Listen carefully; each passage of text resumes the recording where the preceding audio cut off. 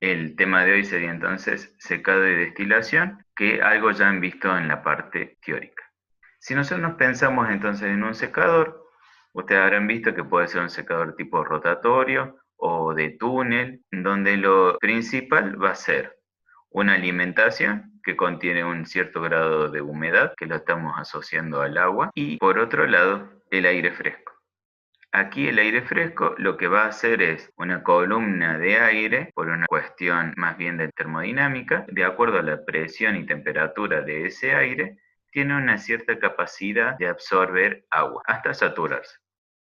Habrán visto que hay un par de tablitas y demás en la parte teórica, pero lo importante aquí es decir que este aire puede estar, para la instancia práctica, puede estar seco, entonces el aire tendría una composición igual a 1, o puedes tener cierta humedad, ya que muchas veces estos aires provienen, por ejemplo, de gases de combustión, de una caldera. Entonces aprovecho el aire que está caliente para secar esta alimentación. Pero puede llegar a tener de entrada un 3, un 4, 5% de humedad.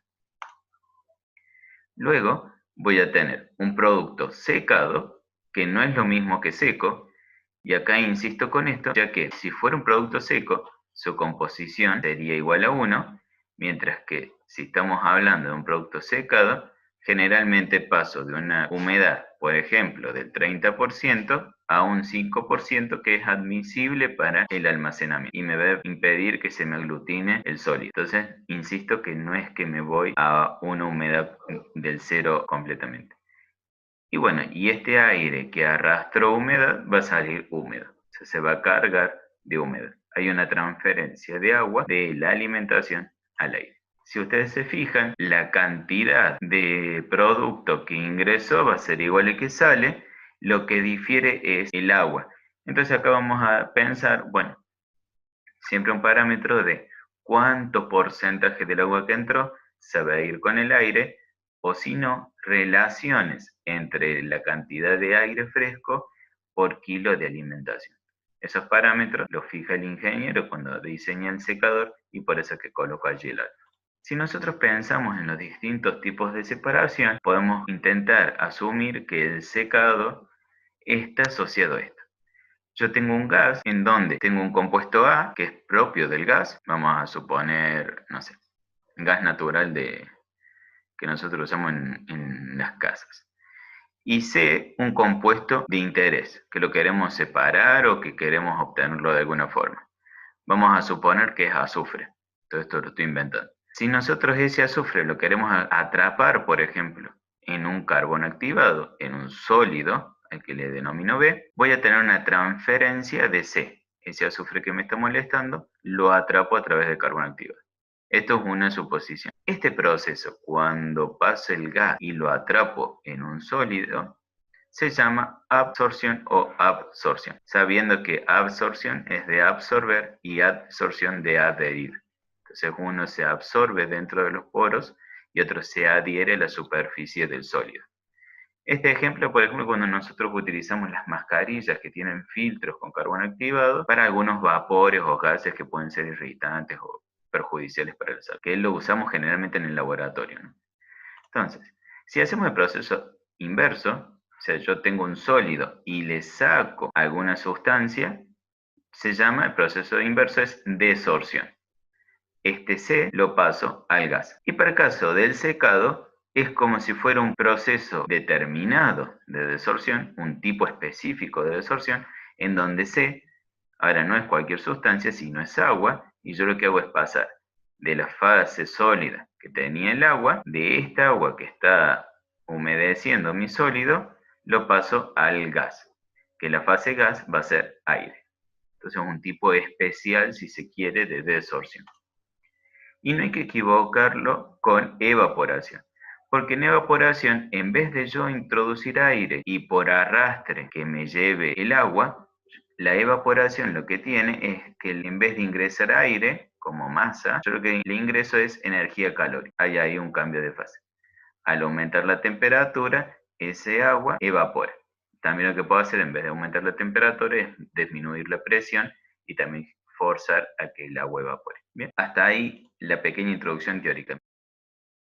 Entonces ahora vamos a comenzar con el primer ejercicio. Recuerden la estructura de recién. Yo digo que tengo un jabón, sale caliente, lo paso a través de un rollo, lo permite el enfriado y de ahí paso a una segunda etapa con un secado. Empieza con 25 de agua y queremos llevarlo a un 15% en peso de agua, que es lo que demanda el mercado. Entonces empezamos con el típico diagrama de bloques. Como les decía ahí, recuerden la estructura.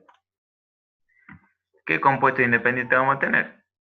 El jabón, propiamente dicho, el agua, que es el que le está aportando la humedad, y el aire que vamos a introducir para poder finalmente hacer el secado. Teniendo en cuenta estos compuestos independientes, mi situación inicial más o menos quedaría de esta forma. Aquí es como he rotulado el diagrama de bloques. Y vamos a empezar con los datos. Dice que el jabón ingresa con 25% de peso en agua.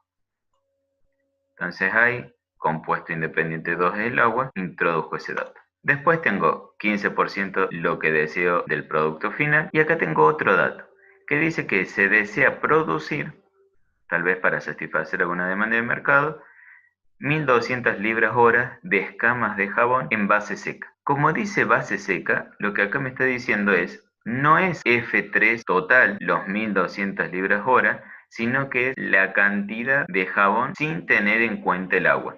De ahí que dice base seca. En unas filminas adelante lo voy a remarcar mejor. Pero eso base seca significa que no estoy contemplando el agua.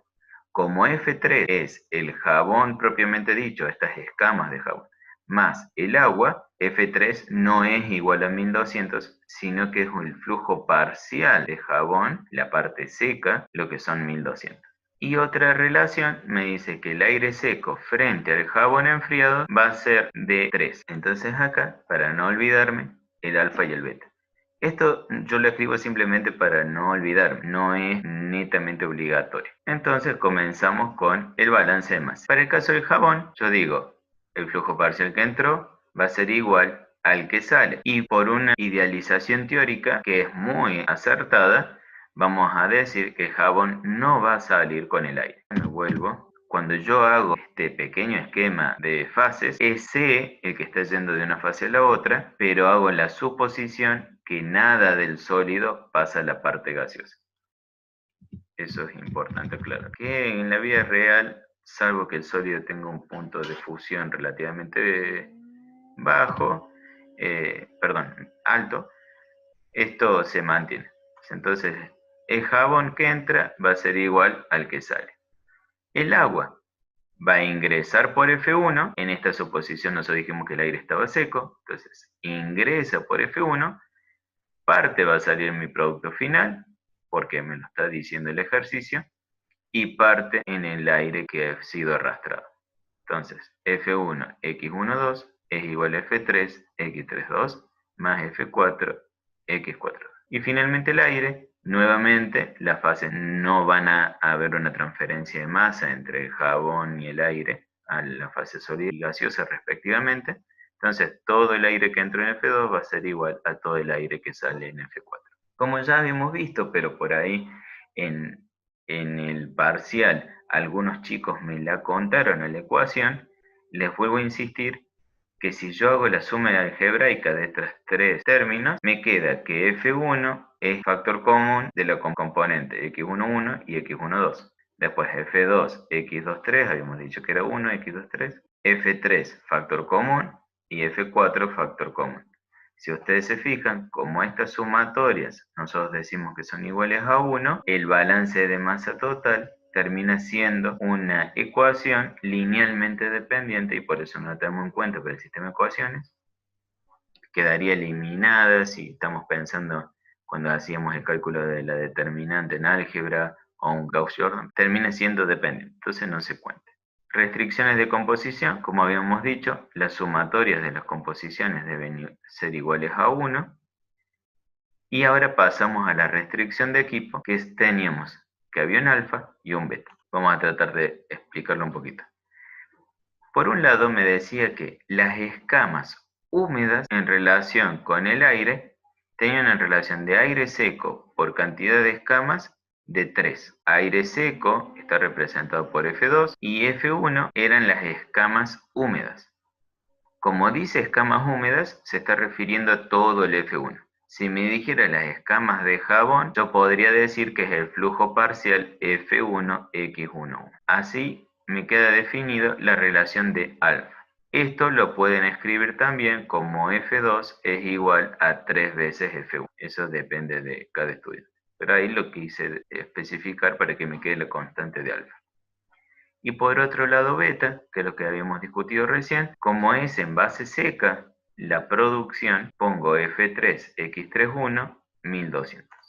Nuevamente son parámetros de diseño. Acá, de acuerdo a la alimentación, pondré más o menos cantidad de ventiladores, por ejemplo, o sopladores que me hagan entrar y forzar la circulación de aire para mantener esta constante. Esas cosas son tenidas en cuenta cuando uno empieza a hacer el diseño mecánico de estos secadores.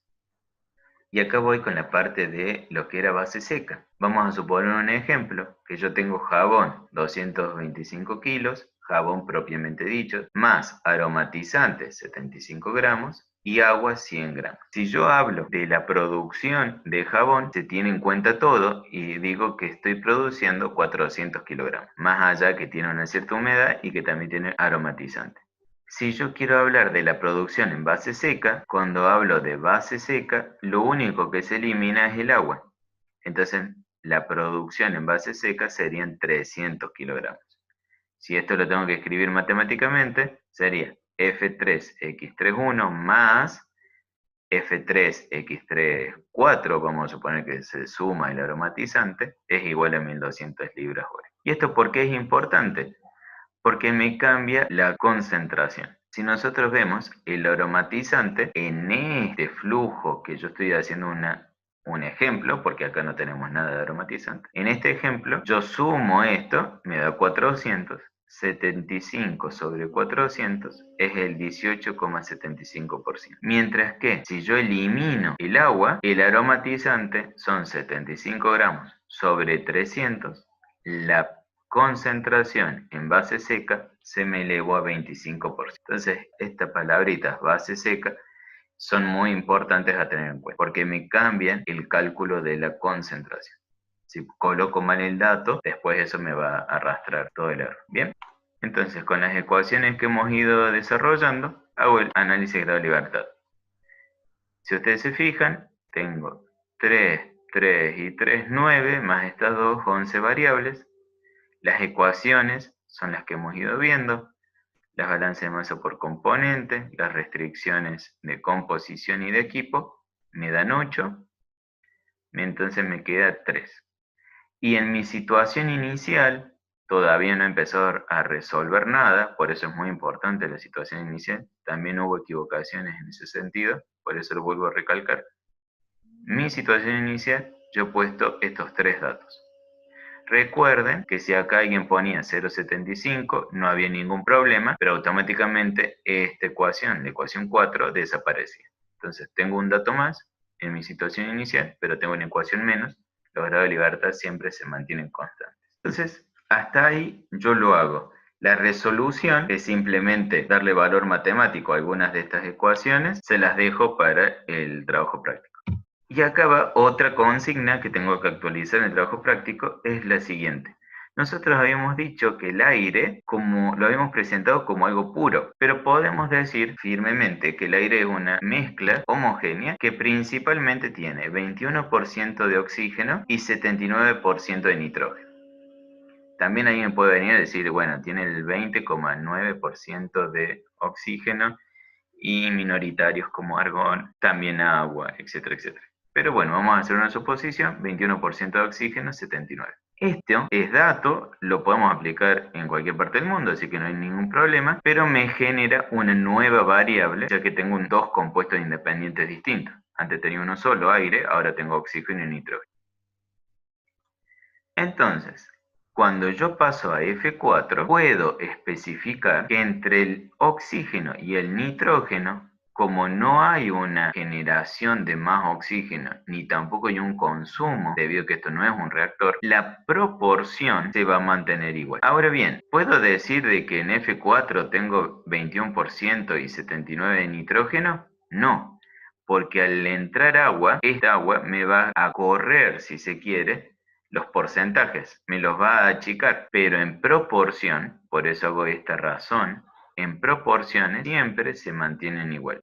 Como tengo una variable más, yo acá tendría 12, pero al mismo tiempo, como tengo una ecuación más, también tendría 12, los números de dimensiones se me mantienen. Pero veamos esto. Si yo le agrego un dato más, porque ahora tengo 1, 2, 3 y 4. Antes acá tenía uno solo, ahora voy a tener 2. Si sucede esto, le voy a generar un grado de libertad negativo. Y hay que tener cuidado. ¿Por qué digo esto? Insisto, como acá no hubo ni generación ni consumo de oxígeno y nitrógeno, esta proporción por balance de masa se da aquí. Entonces esto quedaría como linealmente dependiente. No hace falta agregar este dato porque yo ya lo sé de balance de masa. Si nosotros después de esto tuviéramos otros equipos, no le he dado el dato de esta relación. Entonces, para los equipos que siguen, sí es necesario esta proporción. Ahí me hacen una consulta. Tengo una pregunta. Sí. Entonces, si no hay ninguna generación de oxígeno o nitrógeno, ¿no es necesario especificar? No es necesaria esta ecuación, la de gamma, esta restricción de equipo. Porque esa se hace linealmente dependiente, pero sí puedo poner el nitrógeno-oxígeno.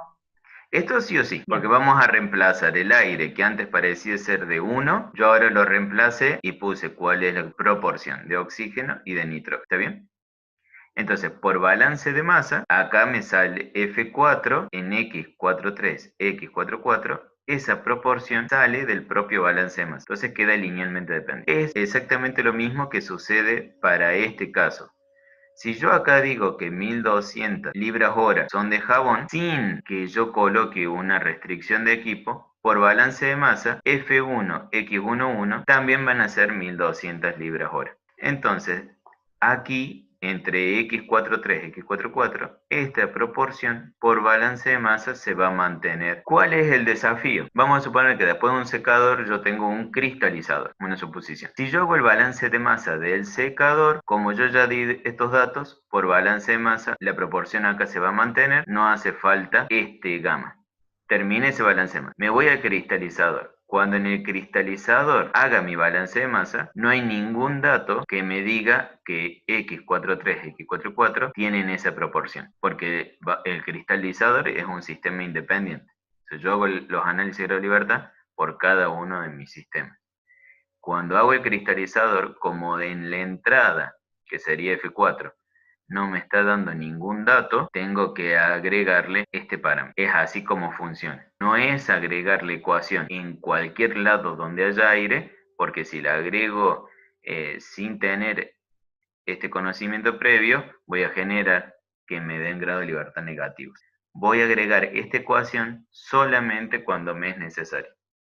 Profe, Sí, entonces el dato en F4 se suma cuando absorbe el agua, porque el aire fresco es X23 y X24. sí. Cuando absorbe el agua va a tener menos porcentaje, poner X24, porque ahí se asume el agua. Exactamente. Se me... Sí, sí. Por eso que nosotros, en el caso del divisor, ¿qué decíamos? Que X43 era igual a X23. O sea, pasaba de 21% a 21%. No había cambio. Como acá yo voy a agregar el agua, vamos a dar este ejemplo. Si yo antes tenía 21 gramos de oxígeno en 100, me queda 0,21.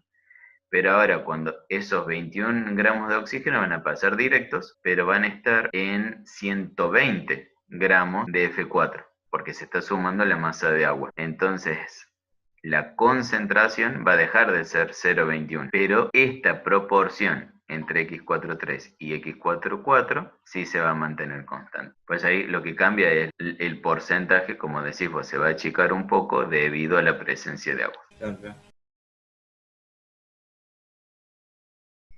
Ahora vamos a ver otro ejercicio, insistiendo con la parte de los grados de libertad, porque aquí se generan algunas trampas que es importante tener en cuenta. Vamos a suponer que tengo una corriente de pulpa de papel Como ustedes saben, una vez que se talan los árboles y se comienza con el proceso de papel, se logra tener una mezcla sólida, como una pasta, que se le llama pulpa de papel, que tiene mucha carga de humedad.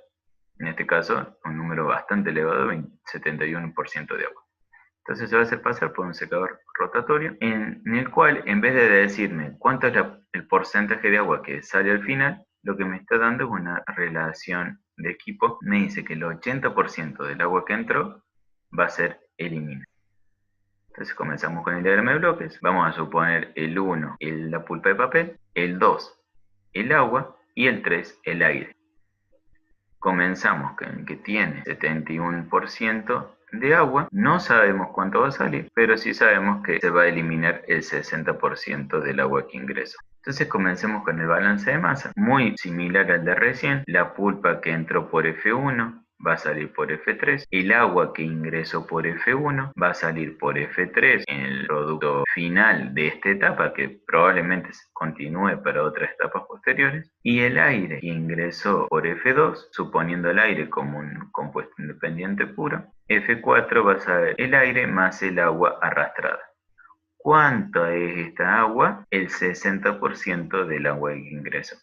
F1, X1, y como siempre, las sumatorias de las concentraciones deben ser iguales a 1. No se coloca esta porque esta quedaría como una constante. Entonces, si yo hago mi análisis de grado de libertad, tengo 11 variables, muy similar al de recién, 7 ecuaciones, que son las que tenemos aquí enumeradas, me queda 4. ¿Cuántos datos tengo? Que ingreso con 71% de agua y que el aire lo considero puro. Entonces, para esto me queda la libertad iguales a 2. ¿Cuáles son las dos incógnitas que me están quedando para hacer que este grado de libertad sea 0? Alguien me puede decir en el chat, a ver si se anima. ¿Cuáles son los dos datos que me están haciendo falta? Y una base de cálculos. La primera sería una base de cálculo, claramente, porque todavía no tengo ningún cálculo. ¿Y qué más? A ver, acá me dicen x31, x32. Bueno, x31 y x32 va a salir del balance de masa. Como me dice que entró el 71% de agua, si yo elimino el 60% por balance de masa, ese 60% se me va a ir en F4 y el 40% restante me va a quedar en F3. O sea que si yo digo que F1 tiene 100 kilogramos hora, yo puedo calcular F3 y sus concentraciones. Entonces, hasta ahora F1, que sería la base de cálculo. El otro dato que todavía me está haciendo falta es F2, la cantidad de aire. X42 nuevamente va a salir por balance de masa. O sea, X42 va a representar, por más que sea una fracción, va a terminar representando ese 60% que eliminé de acá. El 40% va a quedar aquí. Entonces yo dando una base de cálculo a F1 puedo sacar F3, estas concentraciones, y F4, X42. Lo que no puedo hacer es saber cuánto es el aire que ingresó. Por eso los grados de libertad me dan iguales a 2. Base de cálculo y el aire que ingresó. A diferencia del otro ejercicio, no tengo ninguna restricción que me dé cuánto aire entra por cada kilogramo de F1. Sin embargo, como ya insistí varias veces, si yo doy una base de cálculo a F1, puedo calcular F3 gracias a esta restricción. Entonces nosotros estamos acostumbrados a decir, si me da grado de libertad 1, yo daba mi base de cálculo y resolvía. Si me daba grado de libertad 2 o más, no daba ninguna base de cálculo porque aparentemente no se podía resolver nada. La realidad es que sí se puede resolver. Lo que nunca voy a poder hacer es conocer el aire que está entrando. Y se los demuestro aquí. Habíamos dicho que el grado de libertad era 2. Si yo supongo una F1 de 100 kilogramos hora, voy a tener 100 por 0,29, como el 71% era agua, el 29 se convierte en pulpa de papel, es igual a la F3X31, resolviendo 29 kilogramos hora. Si me voy a la segunda ecuación del agua, F1X12 son 100 kilogramos por 0,71. Es igual a F3X32, que todavía la desconozco, y F4X42 era el 60% del agua que ingresó al equipo. Es decir, que lo puedo decir como 0,6 del 60% por 100 kilogramos hora por 0,71. Haciendo las resoluciones, la cantidad de pulpa de papel que sale por F3 es 29 kilogramos por hora y la cantidad de agua que sale es 28,4. La sumatoria me da que F3 es igual a 57,4 kilogramos hora. Y luego esto dividido F3 total, el porcentaje de pulpa, 28,4 dividido 57,4, el porcentaje de agua en F3. Nuevamente puedo decir cuánto es el flujo parcial.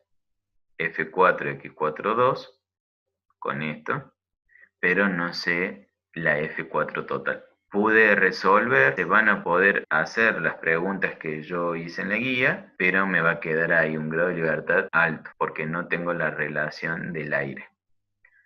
Nosotros en ingeniería química a veces hacemos estas opciones, no son las más habituales, pero se utilizan principalmente cuando uno comienza con el diseño.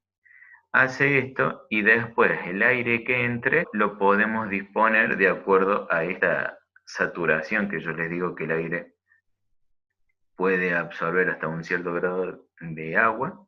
Entonces de ahí digo, bueno, ¿cuántos ventiladores puedo llegar a comprar? ¿Cuánto dinero dispongo? Y la parte del aire como una especie de servicio auxiliar la dejo para después. Yo acá lo que tengo es flujo parcial y flujo parcial. Si yo divido F31 por F3, simplifico F3 y lo que me está quedando es la X31. Para el caso de abajo también es el porcentaje de humedad.